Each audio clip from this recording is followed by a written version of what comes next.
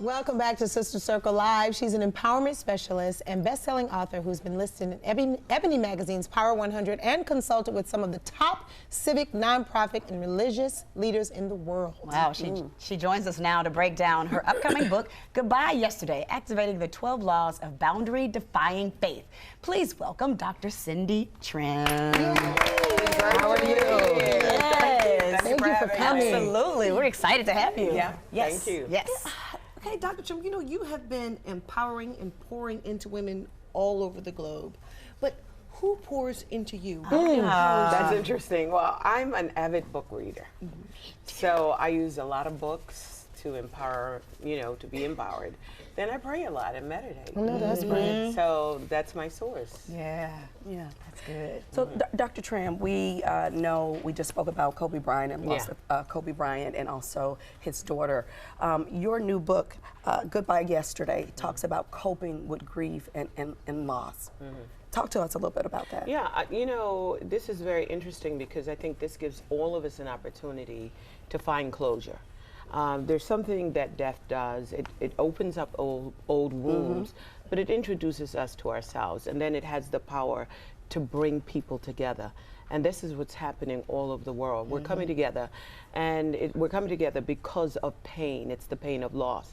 And loss is not just about losing a person. You lose things, you lose time, you lose jobs, you lose marriages. So at some given point in all of our lives, we have to deal with the whole issue of grieving and then bringing closure and moving forward.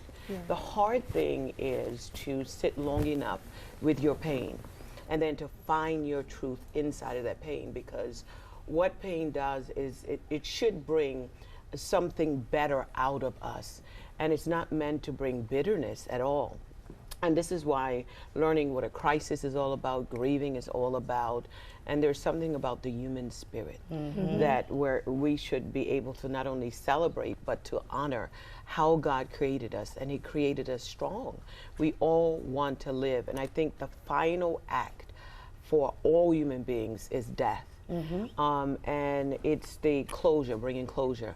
And at everybody's burial, we have benedictions. But it's not there just to celebrate, but it's there to really honor. Not only honor the life of a person that leaves us, but honor our own lives. And we have an opportunity to honor them by moving on and living on. Yeah. And you live first with a hole in your soul the size of that person. Yeah, we all feel that. You struggle through it, you survive it, then you live with it. And it's a hole that never goes away. And Dr. Trimm, speaking of struggle, I did not know Kobe or his family personally.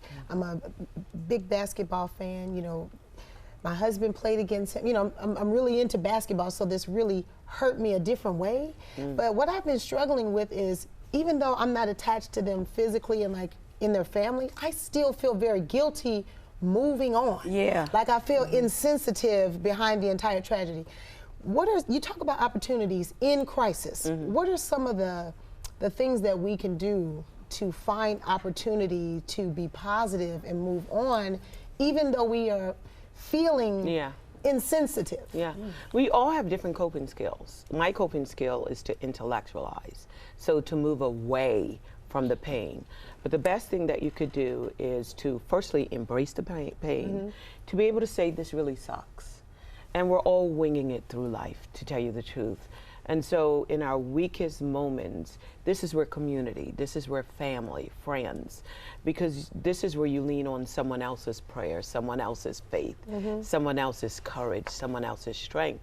And then if you are in a community where everyone is mourning at the same time, that's on the natural plane. That's when you reach out spiritually, because you need something that's supernatural. And so you lean on prayer, and this is where faith jumps in. Grief is individualized.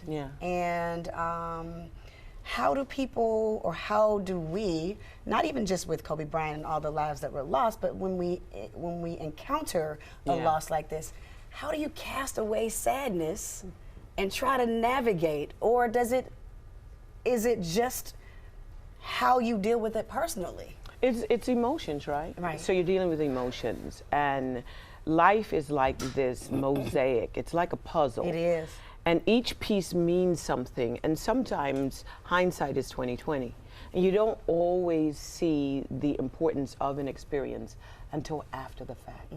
So, you know, while you're going through the emotions, to be able to say, this is normal, and not try to move away from it too fast. Right. But you discover your own strength in some of your greatest pain. Yeah. Some of the greatest moment of rejection, greatest moment of loss, you discover who you are. So do you think that people are not identifying with their pain?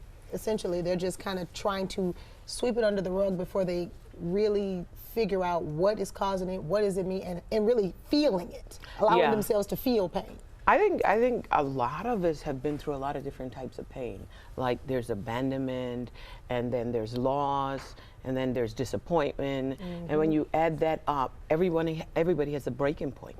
Yeah, And sometimes child. this is how you cope.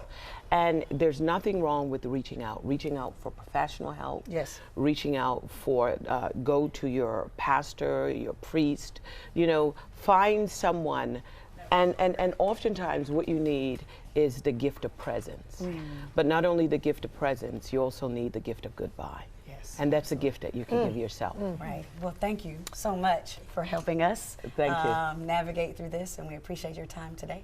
Appreciate it. If you would like to get her new book, please make sure you do that. It's called Goodbye Yesterday, Activating the 12 Laws of Boundary-Defying Faith, and it comes out February 4th, wherever fine books are sold. Thank you so much, Dr. Trimm, for Thank being you with for us today. having me.